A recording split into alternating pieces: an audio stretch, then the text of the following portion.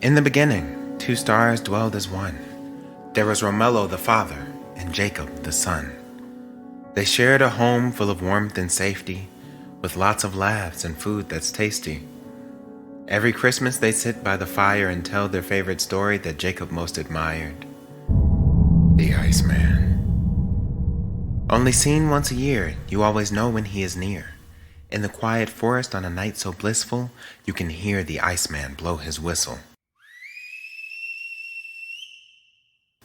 Iceman in search of his long-lost love. Their souls fit together just like a glove. Iceman's wife was full of love and grace. She had great style and made the most of their small space. One winter, she became ill with a hefty cough and a bitter chill. With a kiss and a smile, Iceman said, "Don't worry, my dear. I will go fetch your medicine and bring it back here. In 2 weeks you'll be better, I swear. The thought of you in distress is something I can't seem to bear." Iceman journeyed out for the remedies quick and in a flash, not knowing this time he saw his wife would be his last. He returned to his home as soon as he could, just to find his home empty and alone in the woods. Iceman ran through the home until he found a handwritten letter. "We are sorry about your wife. We hoped she'd get better.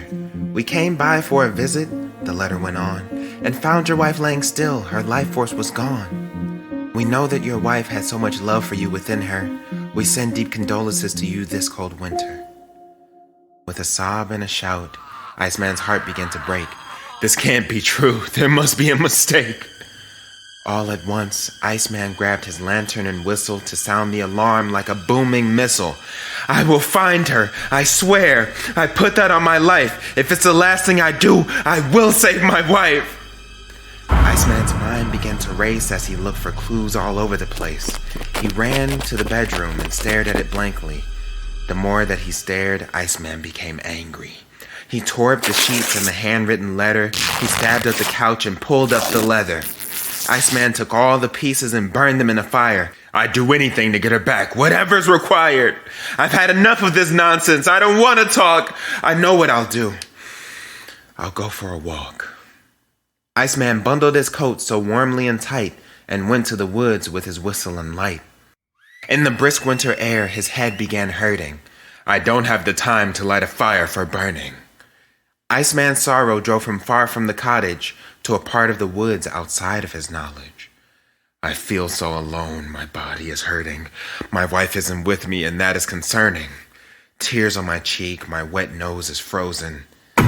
Bitten by Jack Frost, the Iceman was chosen. His shivering frame, he was losing his mind. The length of his journey was too long a time. Knees locked in place, unbalanced and stuck. He fought to keep going, but he had no such luck. Iceman missed his wife and almost forgot to remember. They celebrated 20 Christmases this December. Iceman thought of her advice, "Stay calm," as his head began turning to ice. The squeeze from the freeze turned his head colder. His head began rising, about to blow over. Iceman's head began to explode, leaving his body for the young and the old. Heartbeat slows as the valves turn to ice. Iceman screamed out, "Justine!"